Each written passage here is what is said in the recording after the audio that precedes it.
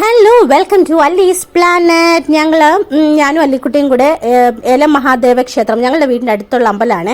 അവിടുത്തെ എതിരേപ്പ് കാണാൻ വേണ്ടിയിട്ട് കവലയിൽ വന്നതാണ്. അവിടെ അസൽ പരിപാടികളാണ് തകർത്ത് നടന്നുകൊണ്ടിരിക്കുന്നത്. നല്ല സൂപ്പർ ഡൂപ്പർ ഗാനമേള ഉണ്ടായിരുന്നു. ഇപ്പം നടന്നുകൊണ്ടിരിക്കുന്നത് ന്യൂ ജനറേഷൻ കാവടിയാട്ടം, എനർജി പാക്ഡ് ആയിട്ടുള്ള കാവടിയാട്ടമാണ്. അത് കണ്ടുകൊണ്ടിരുന്നപ്പോൾ നമ്മൾ തന്നെ ഒരു വൈബ്രൻറ്റ് മോഡിലായിപ്പോയി. സൂപ്പറായിരുന്നു. നമുക്ക് ഭയങ്കര സന്തോഷം വരും. അടിപൊളി എന്നതിലും അപ്പുറം വേറെ ഏതെങ്കിലും വേർഡ് ഉണ്ടോ എന്ന് എനിക്കറിയില്ല. അത്രയ്ക്കും അസാധ്യമായിട്ടുള്ള കാവടിയാട്ടമായിരുന്നു. അല്ലി വഴക്കുണ്ടാക്കിയിട്ടാണ് നമ്മൾ കവലയിലോട്ട് പോകാമെന്ന് വിചാരിച്ചത്. ഇല്ലെങ്കിൽ വീടിൻ്റെ അവിടെ നിൽക്കുകയുള്ളായിരുന്നു.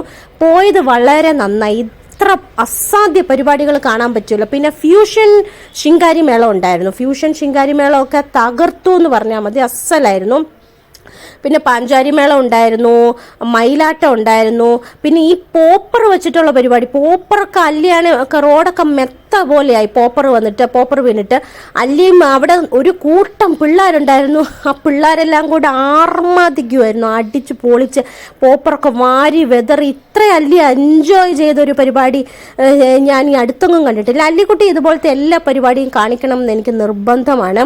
എതിരേപ്പ്, ആറാട്ട്, ഇതുപോലത്തെ പരിപാടികളൊക്കെ ഞാൻ അവളെ മാക്സിമം എനിക്ക് പറ്റുന്നത് പോലെ കാണും. ഞാൻ വിചാരിക്കും ടൗണിലും ഈ ഫ്ലാറ്റിലും അങ്ങനെയൊക്കെ താമസിക്കുന്ന കുട്ടികൾക്കില്ലേ, പുറത്തൊക്കെ താമസിക്കുന്ന കുട്ടികൾക്ക് അവർക്ക് അവിടുത്തേതായിട്ടുള്ള എൻജോയ്മെൻ്റ് ഉണ്ടാവും. അതില്ല എന്നല്ല പറയുന്നത്.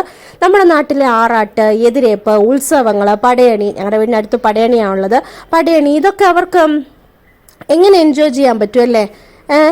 ഇതൊക്കെ നമുക്ക് ഇതൊക്കെ കുട്ടികളായിരിക്കുമ്പോഴേ ഇതൊക്കെ നമ്മുടെ മനസ്സിൽ പതിയണം. നമ്മളുടെ നാട്ടിലെ കാര്യങ്ങളും പിന്നെ ഉത്സവങ്ങളും അതെല്ലാം നല്ല വലുതാവുമ്പോൾ നമുക്ക് പ്രായമൊക്കെ ആകുമ്പോൾ ഇങ്ങനെ ആലോചിച്ച് നൊസ്റ്റാൾജിയ വരത്തുള്ളൂ. ഞങ്ങൾ കുറച്ച് നേരം മുമ്പേ കവലയിൽ ചെന്ന് ഇരിക്കാൻ തുടങ്ങി. ഗാനമേളയ്ക്കൊക്കെ സ്ഥലം കിട്ടൂലല്ലോ ഇല്ലെങ്കിൽ. അപ്പോൾ പിന്നെ ഞങ്ങളെ കുറേ നേരം കഴിഞ്ഞിട്ടും കാണുന്നില്ല എന്ന് പറഞ്ഞ് അച്ഛൻ ഞങ്ങളെ തപ്പി വന്നു. ആ തിരക്കിൻ്റെ ഇടയ്ക്ക് ഞങ്ങളെ എവിടെ കാണാനല്ലേ.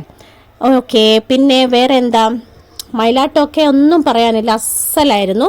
എനിക്ക് ചെറുതായിട്ടൊക്കെ ഉറക്കം വരുന്നുണ്ടായിരുന്നു. അല്ലിക്കുട്ടിയോട് ചോദിച്ചിട്ട് അവർക്ക് ഉറക്കമേ വരുന്നില്ല എന്നാണ് പറയുന്നത്. പിന്നെ ഇത്തവണത്തെ ആനയ്ക്ക് എഴുന്നള്ളിപ്പ് ഒന്നും ഉണ്ടായിരുന്നില്ല.